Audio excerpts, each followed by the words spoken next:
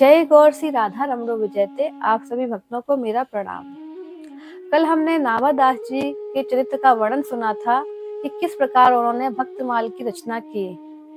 जब नाभादास जी वन में रो रहे थे तब उनके सामने दो संत आए थे और वो दो संत थे श्री अग्रदेव जी महाराज और श्री कीलह देव जी महाराज। तो आज हम कीलह देव जी महाराज के चरित्र के वर्णन को सुनेंगे। कीलह देव जी कौन थे, किस प्रकार के संत थे, उनका जीवन किस प्रकार का रहा। जिस प्रकार गंगा जी के पुत्र भीष्म को मृत्यु नष्ट नहीं कर सकी, उसी प्रकार श्री कीलह देव जी को भी मृत्यु नष्ट नहीं कर सकी।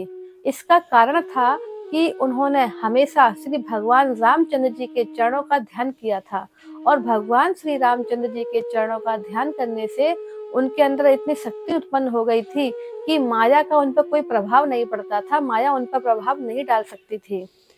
वे उनका ध्यान निरंतर भगवान के चरणों में लगा रहता था और उनको देखकर मनुष्यगण उनके सामने नतमस्तक होते थे और वे भी उन मनुष्यों में अपने सीताराम जी का दर्शन करते थे और उनको प्रणाम करते थे। कीलह देव जी ने अपने प्राणों का त्याग अपनी इच्छा से किया। वे सांख्य शास्त्र और योग में बहुत अधिक निपुण थे। अपने योग के बल से उन्होंने ब्रह्मरंध्र के द्वारा अपने प्राणों का त्याग किया और वे भगवत स्वरूप पार्षद, देवत्व जिसमें होता है, देवत्व भगवत पार्षद उन्होंने प्राप्त किया। तो कीलह देव जी का यह जीवन चरित्र था। उनके पिता श्री सुमेरु देव जी थे। इस प्रकार वे पृथ्वी के महान संत हुए। श्री कीलह देव जी श्री पैहारी कृष्णदास जी महाराज के सभी शिष्यों में से एक प्रधान शिष्य थे। जब श्री पैहारी जी का देवलोक गमन हो गया तो गलता आश्रम जो जयपुर में है, उस गद्दी पर इन्हीं को महंत के रूप में बैठाया गया। आप सभी जानते हैं कि नाभादास जी के नेत्र नहीं थे और नेत्र तो क्या, उनके नेत्रों के चिन्ह भी नहीं थे। एक बार श्री कीलह देव जी मथुरापुरी आए हुए थे। उन्होंने यमुना जी में स्नान किया और एकांत में जाकर भजन करने के लिए बैठ गए। उस समय बादशाह आया हुआ था। बादशाह दिल्ली से मथुरा आने वाला था, तो बादशाह का आदेश था कि उसे रास्ता साफ चाहिए था। तो सारे सिपाही इस व्यवस्था में लग गए।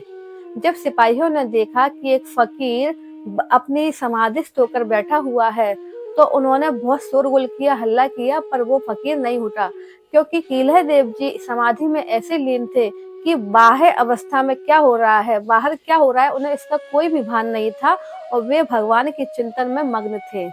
जब सिपाहियों ने जाकर राजा से कहा, यानी कि बादशाह से कहा कि बादशाह, रास्ते में एक फकीर बैठा है और वो फकीर हट नहीं रहा है, हमने बहुत कोशिश की, बहुत शोरगुल किया, पर वो फकीर वहां से नहीं उठ रहा है।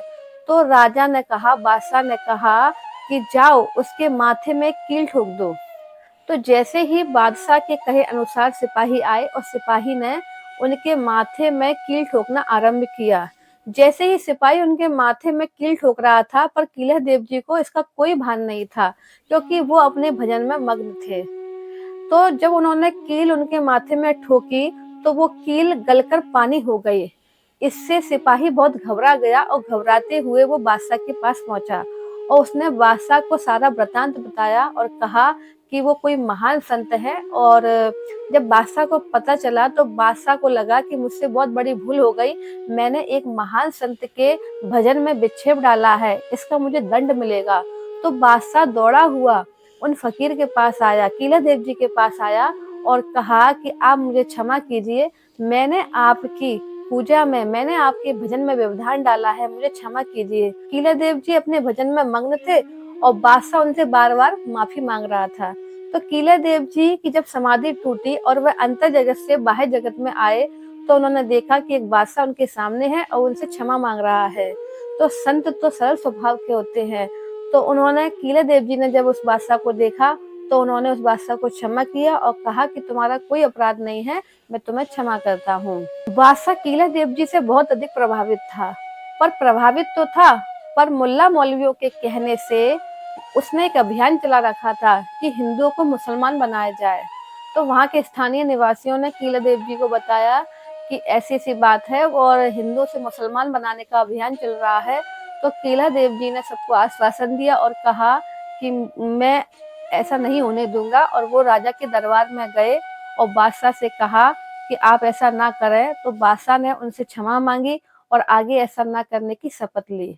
श्री कीला देव जी को दिव्य दृष्टि प्राप्त थी। एक बार वो मथुरापुरी में राजा मानसिक के साथ बैठे हुए थे।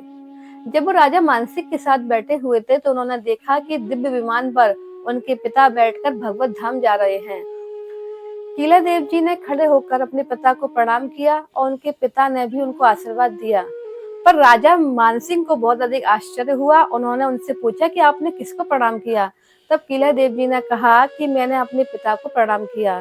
तो राजा मानसिंह को आश्चर्य हुआ कि इनके पिता तो गुजरात में हैं और यदि उनका शरीर गुजरात में छूटा है तो मथुरापुरी में इनको अपने पिता को जाते हुए दर्शन कैसे हुए?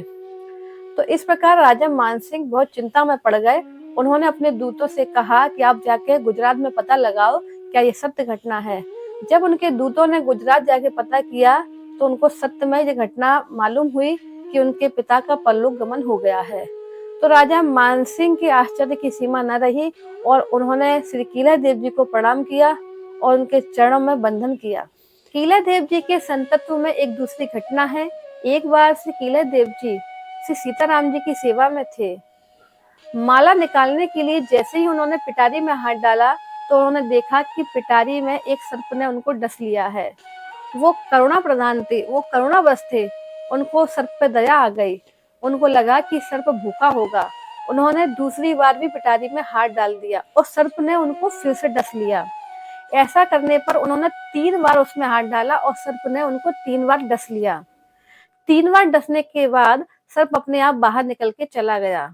भगवान सीताराम जी की कृपा से उनके ऊपर उस विष का कोई प्रभाव नहीं हुआ। कहते हैं जो भगवान के भक्त होते हैं, संत होते हैं, उन पर किसी प्रकार के विष का कोई प्रभाव नहीं होता है, क्योंकि माया रूपी विष का प्रभाव उन पर नहीं पड़ता है।